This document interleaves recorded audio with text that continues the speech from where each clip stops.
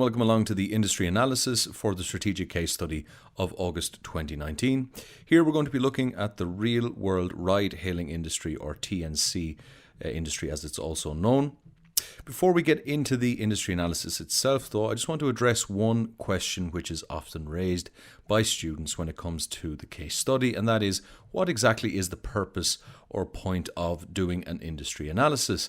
After all, you will be aware that you have been presented with some relevant industry information in the pre-seen materials themselves. So the question is, why do we need to go beyond that and look at the real world industry in some more depth? Well, first of all, let me just say that certainly you're not expected to be an industry expert by any stretch of the imagination.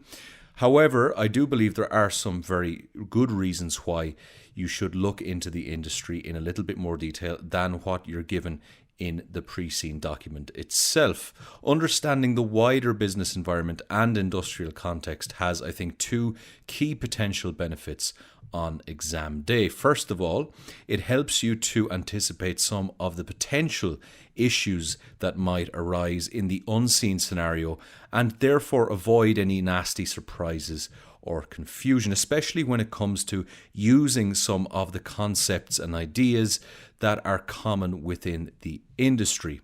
Another reason I think it's a good idea to do a deeper dive on the industry is because it also makes it easier for you to illustrate and apply your abstract theoretical knowledge by using concrete examples and specifics. Remember, when you get into the case study exam, it's not simply enough to regurgitate theories in the abstract, to reproduce principles in the abstract. What the examiner wants to see specifically is your ability to apply the theoretical concepts and principles and ideas that you've learned in your objective studies to realistic scenarios. And so if you become then more familiar with the real world industry, it will help you to work through those principles in a real life context, to think of how they might apply in this particular industry and in a company working within this industry. And that then will put you in a much better position on exam day to fluently apply and demonstrate your knowledge. So let's just have a quick overview of what we're going to be looking at in this particular industry analysis.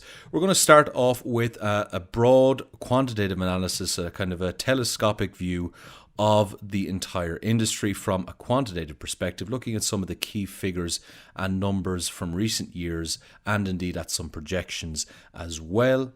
From there, then, we're going to move into some more specific details, and in particular, we're going to focus almost entirely on one company in particular, and that company, perhaps unsurprisingly, is Uber. And there's a good reason why we're going to spend so much time looking at Uber, because in many respects, Uber has actually created this industry out of nothing. Before Uber, this wasn't really something that existed. So Uber is, in many ways, the be-all and end-all when it comes to this industry. They are the ones who began everything. They're the ones who disrupted. They're the ones who have innovated. They're the big first mover. And in many respects, they continue to define the industry in terms of standards and innovation and what one is striving to achieve when it comes to serving the customer. So we're going to look at the company from a number of different perspectives. We're going to start with a kind of a broad overview of how the company works, how its business model works, and so on and so forth. From there, then, we're going to move into some of the key challenges that are facing Uber, especially in recent years. And then we're also going to look at some controversies that they have encountered. They have been no strangers to controversy throughout their growth, and there are many very interesting cases that we're going to look at in that context as well. The reason I think it's important to look at Uber in such detail is because it's an instructive case study for a company like the one that we're dealing with in the pre-scene for two reasons. Firstly, of course, in the pre-scene, we're dealing with Optum, which is in many respects a model of Uber. It is something very akin to Uber in the sense of its size, its scope, and its power. And for that reason, Uber can be seen as a real world equivalent, and we can learn some lessons from Uber and what Optum might be doing in the future, and perhaps in one of the unseen scenarios we will see something like what has happened with Uber occurring in the context of Optum as well. But a second reason I think it's important to look at Uber in the real world is because it could be taken as a useful case study for the company that we're dealing with in the pre-scene, as a kind of target or template for success for a company that we're dealing with in the pre-scene, but also things to avoid dangers and risks that the aggressive growth of Uber can present for a company. And the one in the pre-scene might do well to learn the lessons from Uber's mistakes over the years. Finally, then we're moving into the opportunities and threats section. And here we're basically going to tie everything together that came before, looking at all of the lessons and implications from Uber and its relationship with its competitors, regulators, and so on and so forth, and how a company like the one that we're dealing with in the pre-scene can use those lessons to create and take advantage of opportunities and also avoid threats and risks.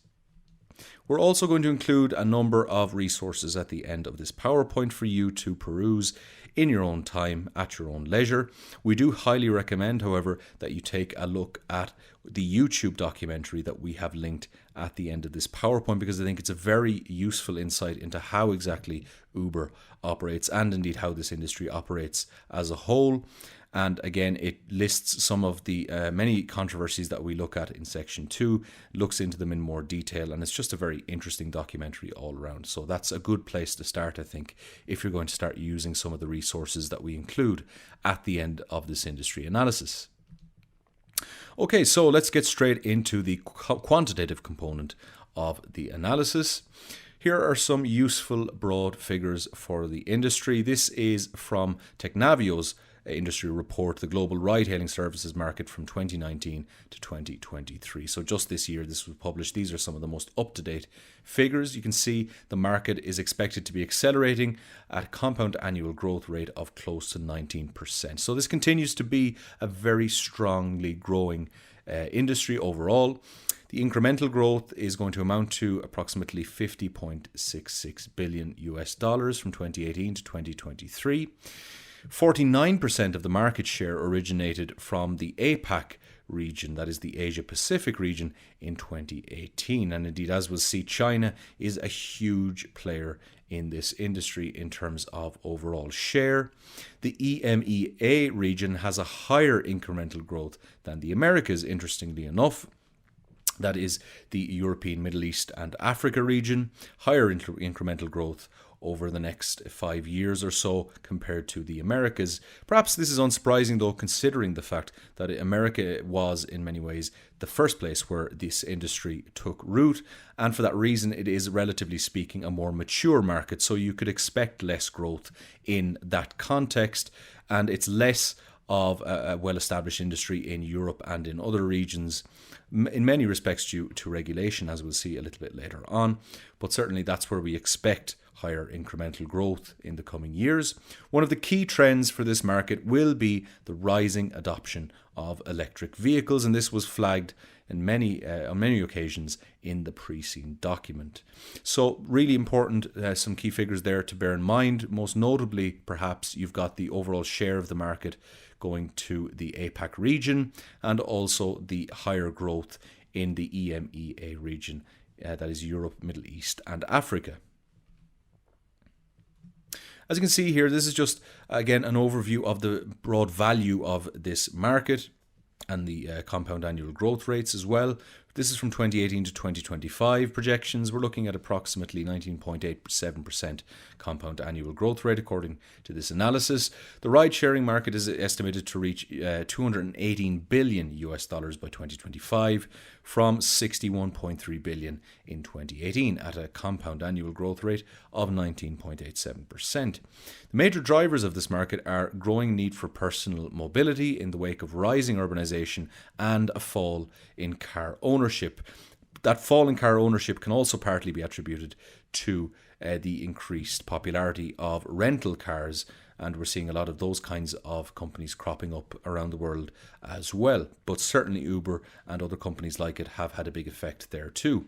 Maintaining a proper sustainability and profitability model is one of the critical challenges experienced by ride-sharing service providers. We're going to come back to that issue of profitability again later on in this industry analysis, because as we'll see, that is absolutely crucial.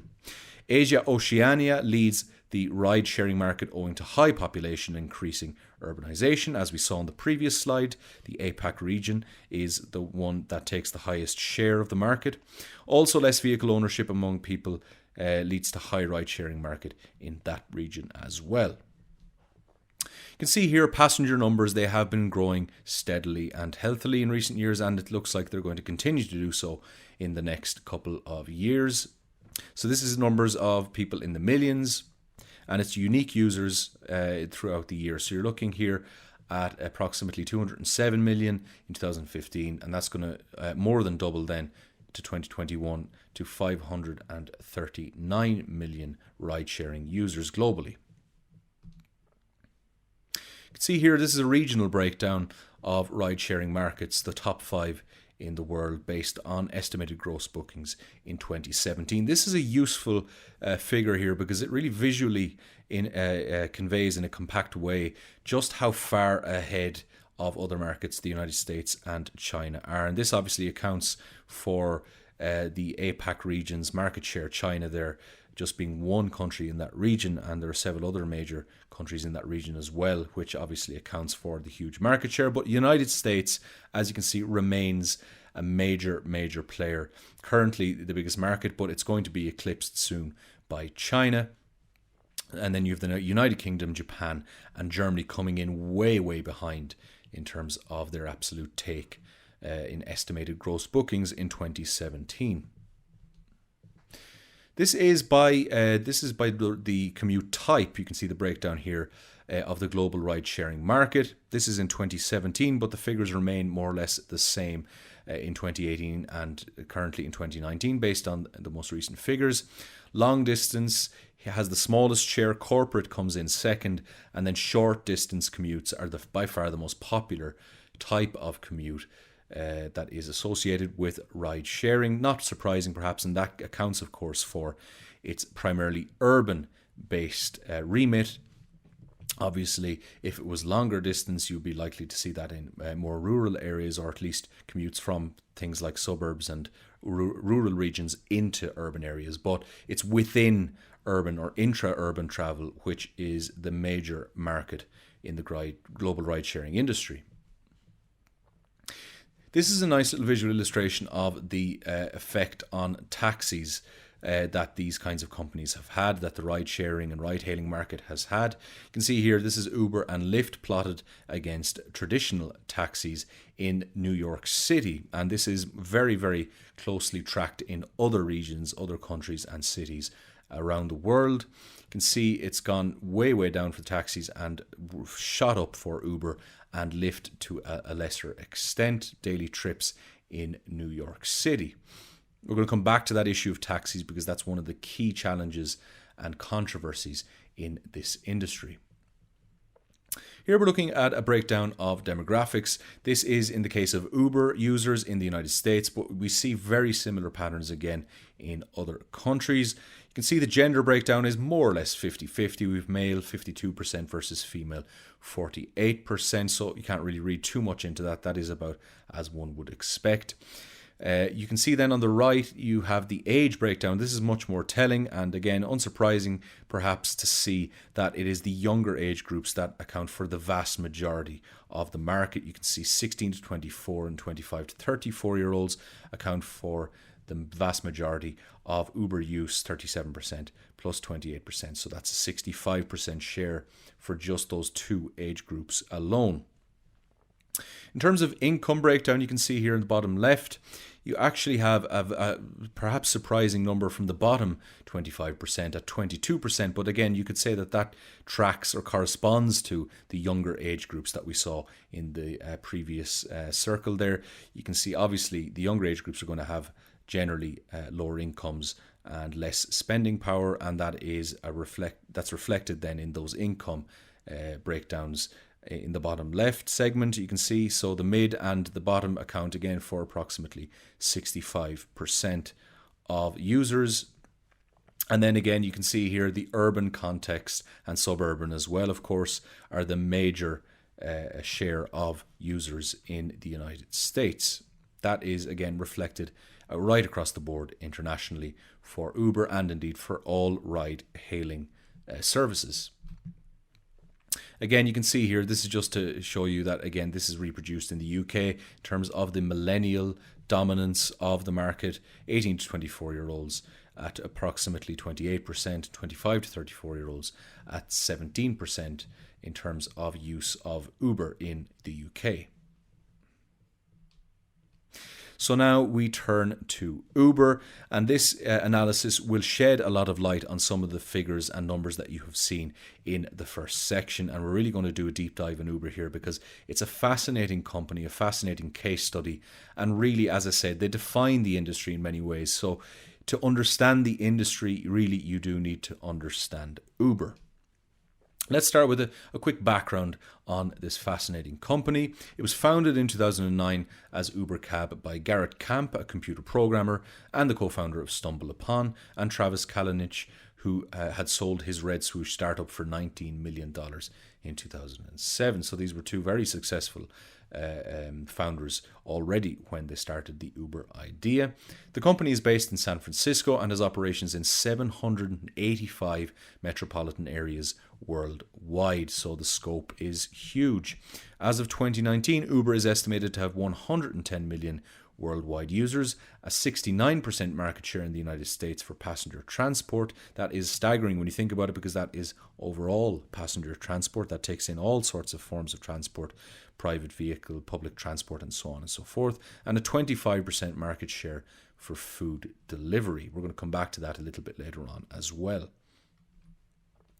So what is going on here? How come Uber has been so successful? How come it's shot up in terms of market share in such a short space of time?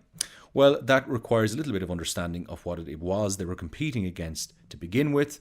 This looks at the relationship, this illustration here, between drivers of traditional taxis and the riders who were using their services. With these traditional, sometimes called medallion cabs, drivers came into contact with riders either randomly or through a dispatcher-directed pickup. So you would have, for example, someone working in a call center on behalf of the taxi drivers, and they would then call their taxi drivers, ask them if they're available, get back to the person on the phone and tell them how long it would be before the taxi would be able to collect them. I'm sure many of you can recall this system and how frustrating it could be, because of course you were never guaranteed to find someone. Often there were long waits. You would be on the street hoping and praying that a taxi will come along, and especially at peak times when there was a lot of demand, often it would be impossible to find a taxi.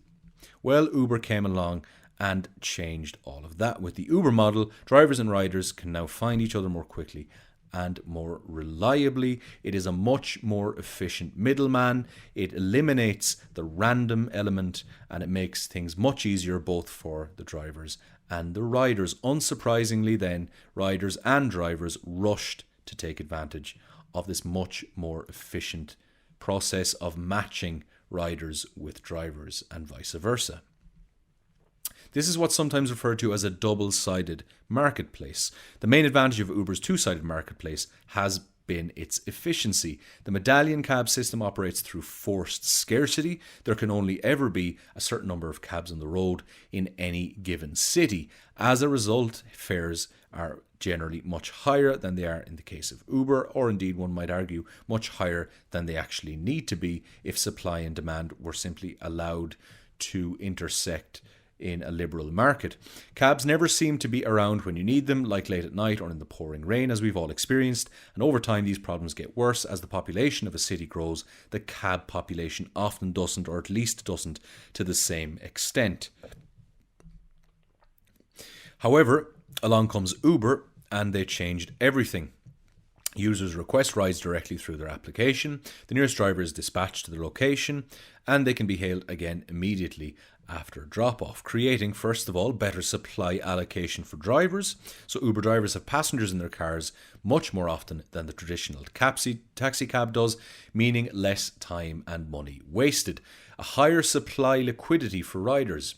What does this mean? Well, with surge pricing, for example, moving drivers from area to area, finding a ride is much more reliable. This last point is crucial. Surge or dynamic pricing, creating liquidity. It's one of the pillars of the Uber business model. So about 75 to 80% of total fare a rider pays goes to the driver, and between 20 to 25% then goes to Uber, though this can differ based on a driver's tenure and location. Uber uses its take to pay taxes, credit card fees, sales and marketing, insurance, and other operating expenses, and then it pockets the rest as profit, or at least in principle, it pockets the rest as profit. But as we'll see, profit is not such a straightforward thing in the context of Uber.